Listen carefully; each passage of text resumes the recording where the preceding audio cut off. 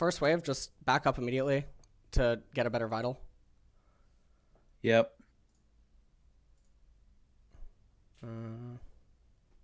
Yeah, because you already lost out on the wave, so it's sort of whatever. Yeah, you go for Okay, that. I don't care about Fiora. Okay, you don't care about Fiora? No, like I'm not gonna probably learn that champ. Okay. This one? I don't care about GP either. Yeah, but do you know I don't why you care. lost GP? Not really. Well, I was stacking Doran's blades. Yeah, well, okay, but like here, right? Place the barrel, but don't use it yet. Like don't Why? do because see this wave? Yes. It's still too far away. You don't wanna do this auto attack that you just did. You wanna walk forward and just use this brush play to zone me down because this minion's really low and this minion's really low. You can potentially make me miss 2 CS if you do everything right. Like if you don't use the barrel here, right?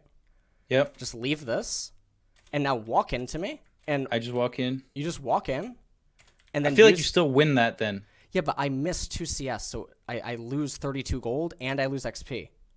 Okay. And you're cheater recalling anyway, right? So you already won the HP war and you're just cheatering. So all that you want to do is try to reduce my gold as much as possible and reduce my XP as much as possible. Like right here, don't stand here, stand in so that you can break aggro immediately. Because my minions don't de-aggro on you, which is really bad. And now the wave is moving way too quickly. So you summon barrel, but it doesn't matter. Yeah. So who should I ever be shoving the first 2 waves in with? No one on GP. GP can No, I'm not talking about GP. I'm saying which champions should I be shoving in 2 waves? Recalls where you want refillable plus so like imagine you start Doran's D-Blade, right? And Red Pot, right? So your gold is spent. But on the first 2 waves, you can actually recall into refill and pink ward. Yeah. So on champions that are really powerful at diving on the 12 CS gank top, or like champions where you want to be in front of your turret on wave 3 and on 4, rather than getting it on 4, it's really nice to do the refill pink. Because you come back into lane, and then you pink this or yellow trinket it, hold pink, and then just freeze. So like Renekton is really good to do this on. Yeah, Renekton can actually do it pretty good. But Renekton also has really good cheater recalls on 3 waves. But it's going to depend who he's against. Why would you... Okay. Now, right here, you thought that you won, but... honestly, on ping, I would keep chasing you with... I would keep chasing you with W coming up. But... Yeah. So now, even if you TP, I have way too many spellcaster minions... So I'm just going to try to shove this as fast as I can. And now you lost all the advantage that you had gained. And now I come back because you came back right away. And then you tried to shove. And you didn't shove correctly. So now I get a freeze and you've surrendered all sort of control. And now your D-Blade buy isn't effective because you're getting no value out of it. This is actually RNG. If this doesn't happen, you're ruined. And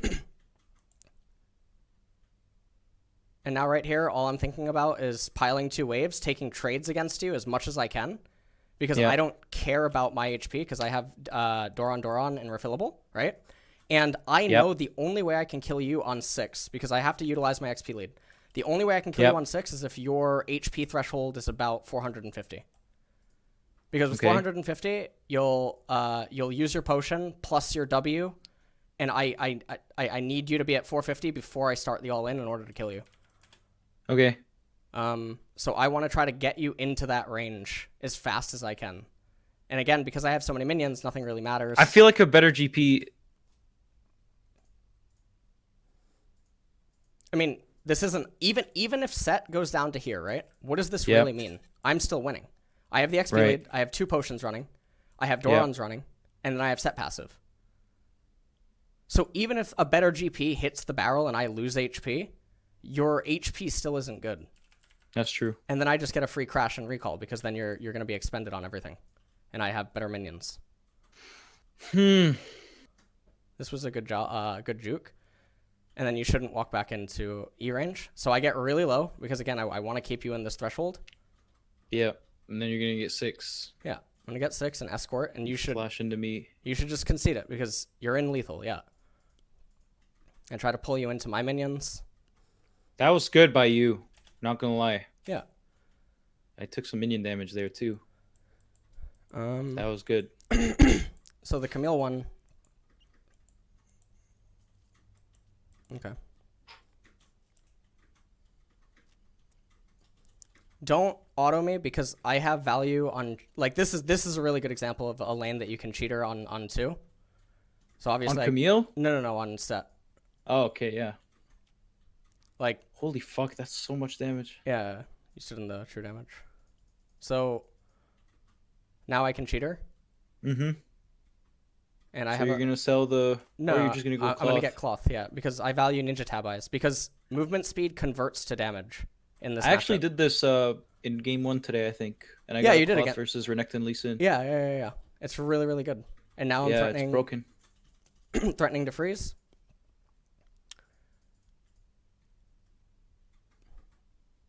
You go away. I tried to angle it different. I didn't want to hit all the minions. Yeah. And if I didn't hit all the minions, I would walk after you and I would pop my red pot. Because then with this many spellcasters, I can just threaten you lose the whole wave. Now I miss E here, so your trade's actually really bad. Because you shouldn't TP like that if I have E. You should TP on one of your back minions. That's like coming into the wave. Because if I hit E, you just lose the trade and then I have teleport and then what are you doing? Yeah, that's true.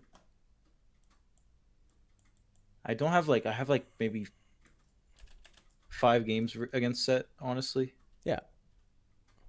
Right here. He's just... Yeah, don't stand like this.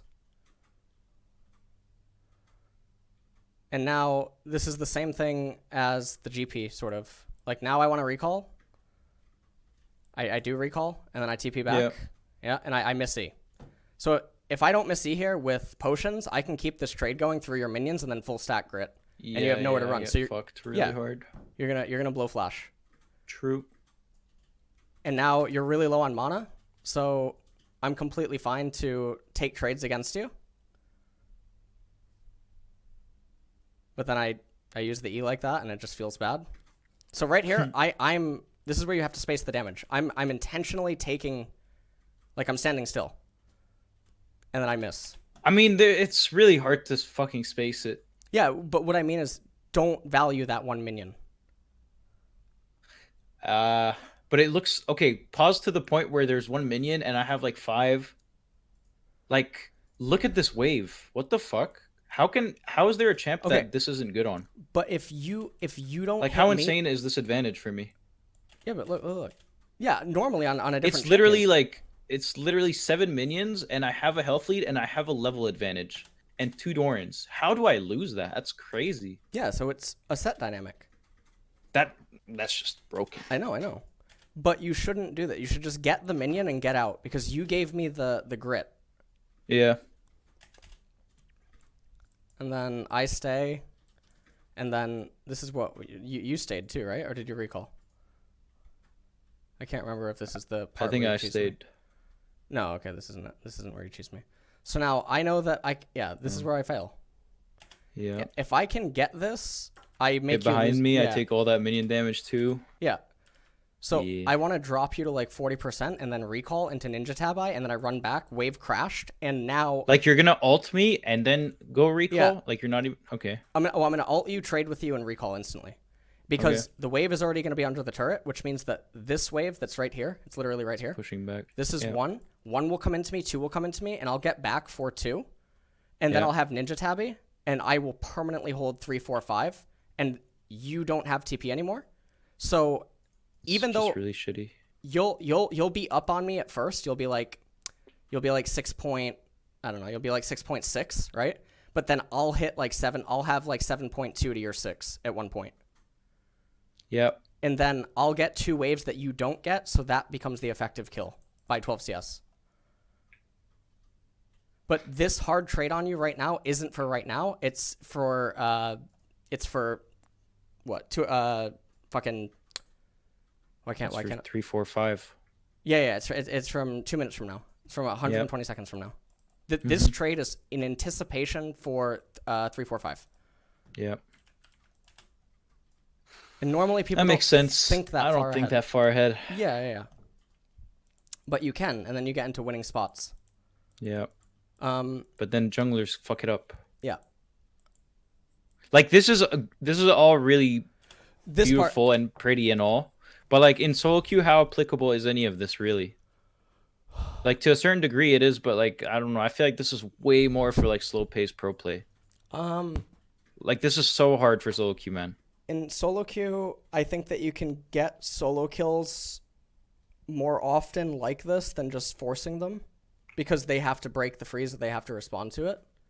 Yeah. But it's also good to understand and know in spots where, like, let's say the jungler shows bot, you know, and you know that you can execute on these things. It's important to be aware of it, so that if spots like when I can do it, I can do it. Yeah, exactly.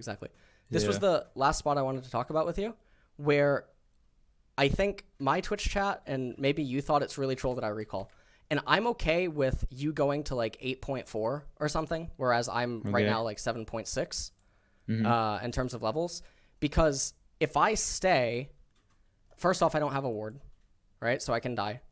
But if I stay, I can obviously go into the minion wave and I can do stuff because I have R and stuff, but the most dangerous thing is the jungler gank. So I'm trying to play like this is real, because this is obviously a beautiful timing to die. But the other thing about this is that if I die here, the game's over. Then you'll get 9.2 to 7.6. Yeah. If you die here, it's fucking doomed. Then the game's over. You don't have flash and everything. I'm willing to take 7.6 versus 8.2 because I can bridge the gap by having 8 when you're still 8. You're like 8, 8, 9, right? And I'm willing to play completely reset at 8 versus 9 rather than this 7v7. It's just going to be a better fight for me.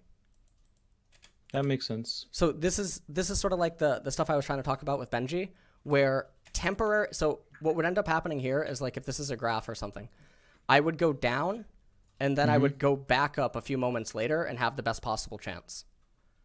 But if I can obviously crash the wave in that moment, I would just go up sooner, right? But this is high variance, and this is very safe and guaranteed.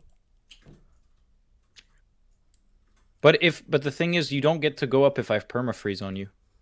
I come back to your permafreeze. Yeah. Right here. So you're missing HP. So this is actually nullifying your level advantage because you're missing HP. But in solo queue, you come back to this and you're running up as far as you are right now to me? I would have bought a control ward. I know I'm inting like this with rejuve, but I would run over, I'd control ward, and then run up. But also, what's the game timer? That matters for tracking jungle, right? Yeah. And now I just break I'm not too good at tracking jungle, honestly. I need to improve. How do you improve at that? Like, I obviously know the basics. Jungle. Like on a Smurf. I mean, that maybe be really good for your stream, yeah. Yeah, I can make a jungle Smurf, actually. I can coach you if you want to do that. I can coach you on jungle. You want to make a Smurf? Okay, let's do it. And then right here... We'll make a series. Now you, like, lose. Yeah. And this is what I meant. I feel like this is what I felt like against Kennen too in my game. Like, Sett does not get punished by wave management. Yeah, he can break it, which is what I was... He breaks it so easily. Right, so this is what I was just saying about this. Yeah. Okay? So you have to be he's willing... like one of the only champs that can do this. Right. Or low econ champs. Champs that don't need as much gold in order to function. So if we look at, like, where did you go wrong, okay? So when I back here and you have your permafreeze, you want to, rather than freezing, right? You want to thin it so that on this wave you can pile up both and then throw it into me and try to make it so that I can't hold. Because if you don't go on me, I'm going to take a shitload of fucking damage absorbing it all. You know? And maybe, like, I probably would grit at, like, this % and try to get the shield and keep absorbing. You know what I mean? Like, I would be willing to lose, like, 400 HP to threaten the freeze. But at least through that, your passive regen, your Doran's Blades, etc., what's going to end up happening is, like, I'm 60% HP and you're 80%, which is still way better to play out. That's good for you. Yeah. Yeah, it's still way better to play out, and it's what you have to do. And then I couldn't kill you because fucking ping. The Darius thing was actually really weird because you played it really fucking bizarre the entire time. I mean, I'd never played Darius in my life. Okay. Right here. After this auto, move down. Because you already know that I want this one. Yeah, but then don't I take so much minion damage? That doesn't matter. Because you're just going to cheat her. You're just going to cheat her. I can't beat you, like, straight up trade.